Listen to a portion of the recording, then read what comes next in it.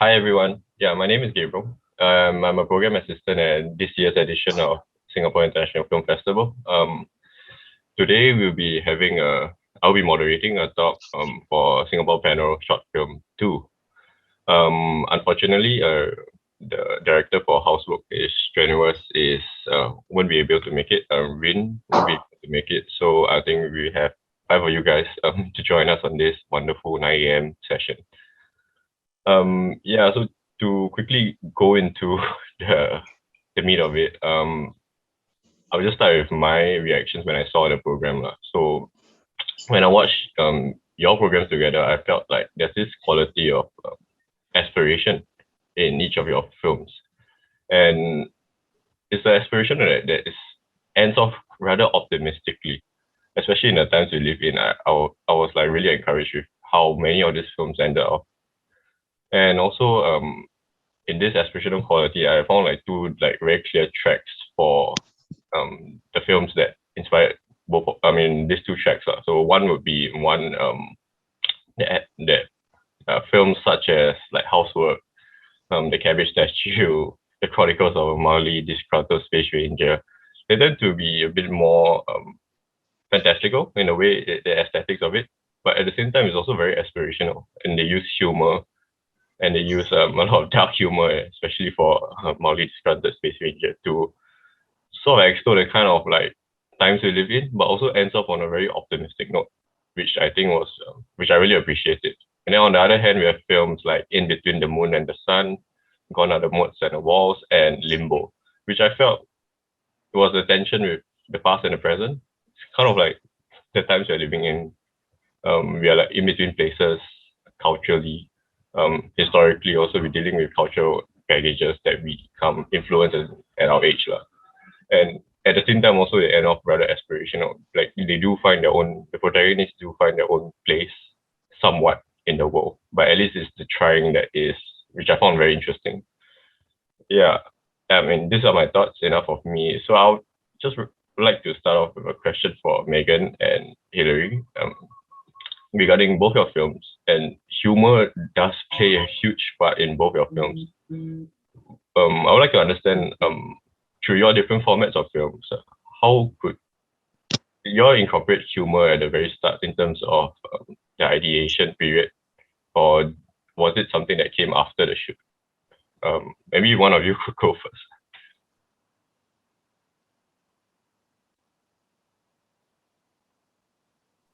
You want to go first? Yeah, please go ahead. Yeah. Oh, okay. I think that humor is super important to me in the sense that I do think a lot of things are funnier than we expect. So I saw the Cabbage Statue on Twitter in like a list of like interesting statues to see around the world. And I was quite hooked up after that. And I just kind of came out with the whole idea. But yeah, I don't think that it's like, I don't think it can be forced for me. So it kind of permeated the whole film from beginning to end. Yeah. For me, it was intentionally supposed to be a non-dialogue, non-verbal one, but I never actually written dialogue before. So I was trying to do an experiment of trying to get the words to link up to the action beats in the sequence lah. So that was the intention. It started out quite heavy, and then as time goes by, I got bored. So it eventually became more humorous as I got more frustrated with the writing. Yeah. I think I have a question for Hilary. If the dialogue came or the script came after that, was it a very pointed thing for you, like the frustration with certain bureaucratic processes that you experienced, maybe in Singapore?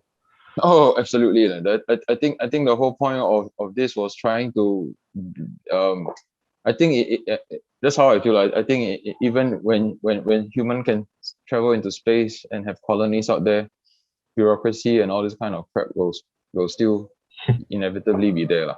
That was the intention of saying this, but then still humans still have to explore because it's just part of what humans are. You just have to put up with it. Yeah, I agree. Yeah. It's quite funny watching it live. Cool. Yeah, then I'll just follow up with Megan. Because I know the climax to the statue is not, it's rather anticlimactic. Did you already plan that kind of like anticlimactic um of the cabbage statue? Did it feel like you planned it from the start, or it felt like maybe I didn't want to have this really grand statue? It was supposed to be something that is more of the journey there. Yeah, I think the film is born out of like unfulfilled expectations. So from the very beginning, I already knew like the cabbage wouldn't be as big or anything that they expected, because the more you hype something up or the more you expect something out of it, the less likely that it is going to meet the expectations you already set for it. So yeah, I just needed to figure out what was the most unfulfilling or like disappointing thing that they could see, which was that. Yeah, and they stole it. Right? Yeah, they stole it because why not? It was a scam anyway. Found the stealing part really quite funny, because they literally just took back whatever they got scammed. So yeah, thank you for both your responses. Maybe I'll move on to the rest. Yeah. So for Ashraf, I found your film like really. It stood out in the sense that it doesn't thematically follow the films in the rest of this program. Was it intentional, the kind of limbo state that you were already thinking of before the film? Because I felt like it was both fantastical but also at the same time very mystical in the way that the characters recur. And then also you did focus on a lot of shots on the sense of touch. So it feels like there's a yearning for something, but at the same time, like the object or the passing on, it's not like graspable. Sorry, what's the question? You want me to elaborate on my? Yeah, like the sense of limbo, like from the start of your process, do you already think about the kind of the limbo state that you want to portray as experience? I think when I first, because the script came to me from another person, so initially the script was about someone, a character who is already dead, and then he's like revisiting his like past experiences. So when I read the script, I decided to turn it into something. I decided to make it more focused. Like I wanted to focus more on like the dream experience and what it's like, because for me the dream experience is sort of like a loose sort of narrative that is combined together by events that contribute to some sort of like emotional like your inner emotions lah. So that's kind of how I started Limbo with that concept lah. I also noticed that you did focus a lot on like portraying the sense of touch, even though we are not sure who and why you're touching, but the sense of like to grasp on something seems to be very permeating throughout. So you're referring to that scene of Yeah. the dad waking up because Yeah. he's dead. So actually there is sort of like a reason that there's a narrative reason that I came up with to incorporate into the story. But usually when I incorporate some sort of narrative structure, I don't make it very clear for the audience. So sometimes the audience can interpret it in their own way.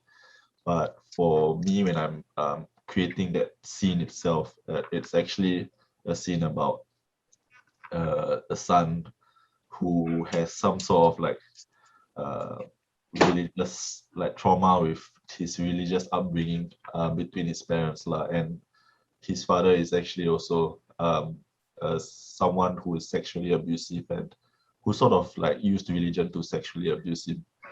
So he is sort of caught in this friction between him and the dad and the mom, because the mom is someone who's also trying to enforce the same religion that the dad used to abuse him lah. So that's what the scene about lah. And I got the idea from Api Chapong's Uncle Bumi. So that whole scene where the wife, I think, suddenly reappears. So that kind of energy lah.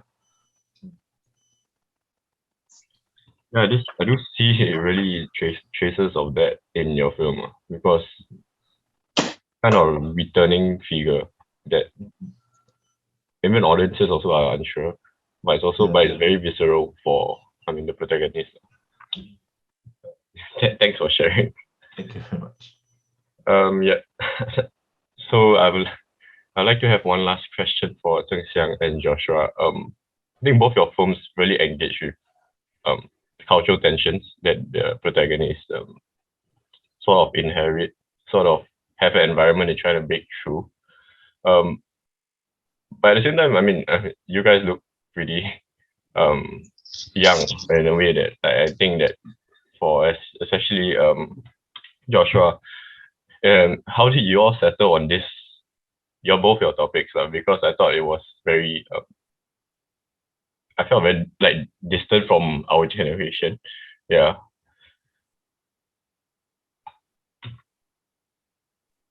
So you want to go first?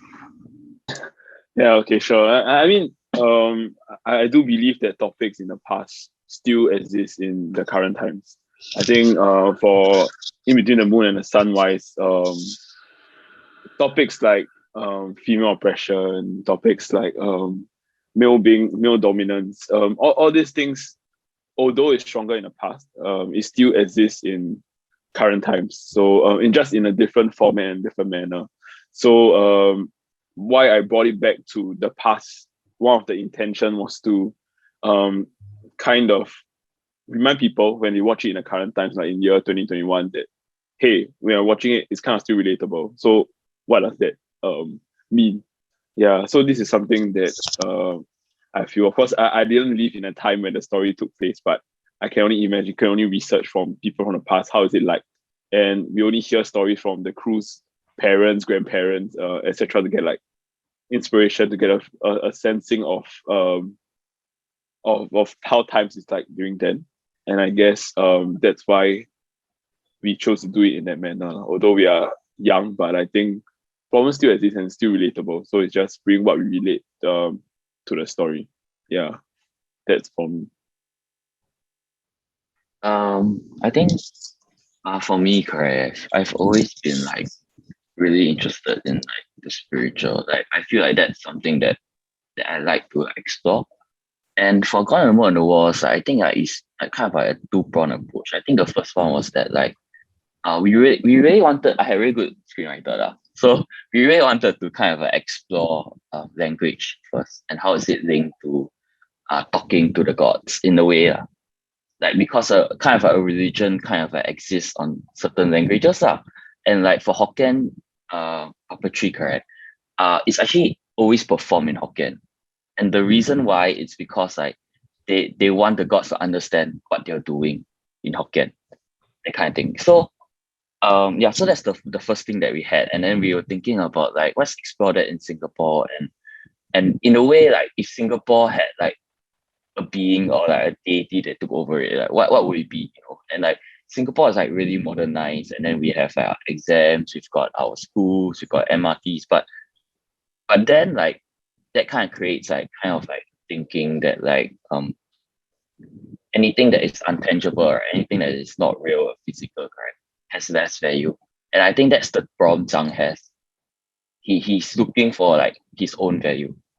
So what we did was that in the research process, correct, we actually met up with Hokkien troop members, and actually it was very difficult because like we actually had this Hokkien master, correct, he's the troop master, and then he actually we interviewed him, I think, like 4 or 5 times, and we actually were really, really keen to get him on board into the film. But I think at the end, right, he just didn't want to do it. And it was strange because like his wife said that he doesn't feel good like being on a film.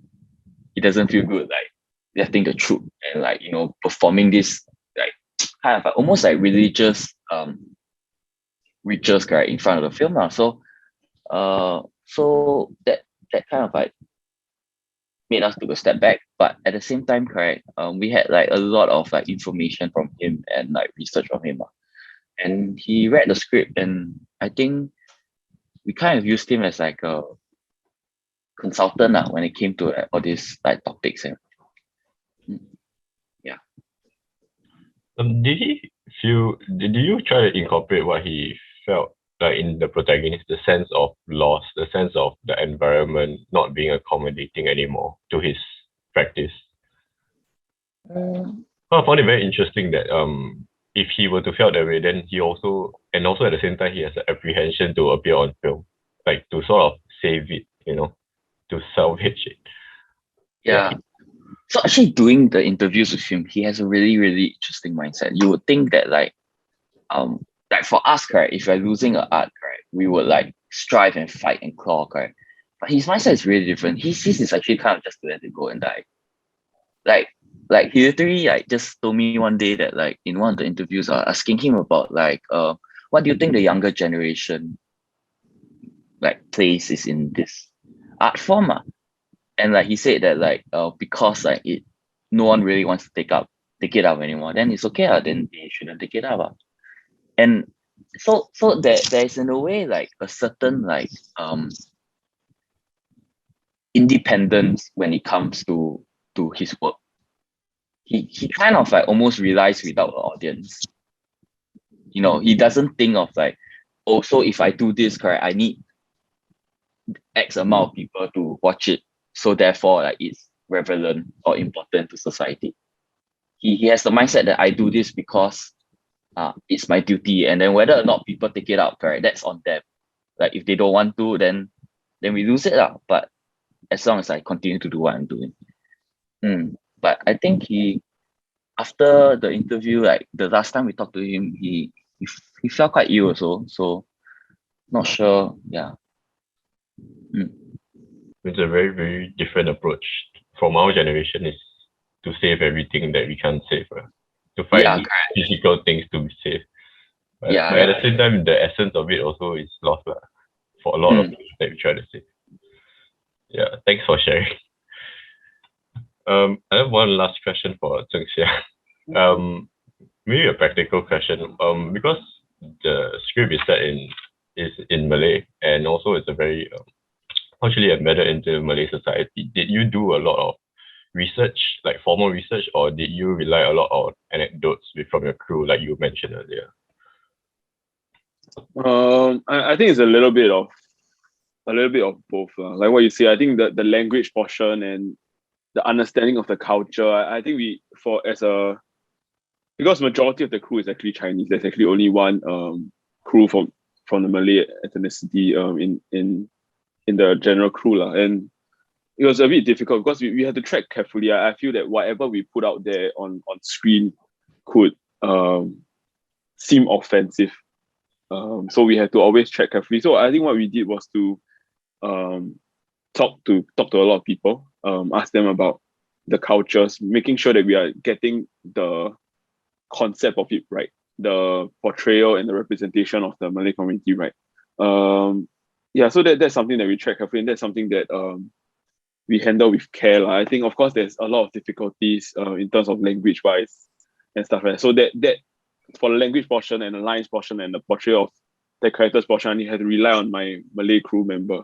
But actually on set, the interesting thing is, I didn't understand a single thing from what the crew is saying, but it actually helped me in focusing more on the performance and the thing that they're delivering. So if I'm able to feel it without understanding the language, then for those people that understand it and those people that can read the subtitles, I think the film will be a lot more powerful than it is. Yeah, but we have to track really carefully because as a Chinese director, I think whatever we put out there could deem like our opinion, like a Chinese opinion, but actually it's not. So everything we try to go by the fine line. So actually in a film wise, we don't really have who is right and who is wrong. We try to take an equal stand, and let the audience determine themselves. Whatever the guy is saying is actually correct, kind of makes sense. Whatever the mom is saying kind of makes sense. So this is something that one of the methods that we use to handle this situation. Yeah, thanks. Yeah, I mean, understanding your position is also, as a filmmaker, and for all your films, you all have a very strong voice, and you all do understand your position, where you all come from, and I really appreciate it. So I think it's quite long. So I'll just quickly, maybe one by one. Sorry, sounds like a class. Maybe just introduce like what are your plans now? Just really quickly, your one-liner, and then I can close off the meeting. Maybe Hillary and Megan, you can go first.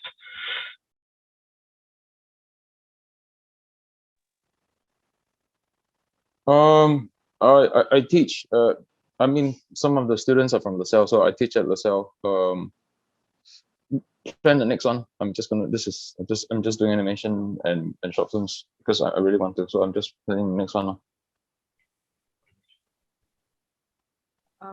I'm actually still in school, so I'm trying my best to practice more and make more films so that I can make things that I want to make and make it better.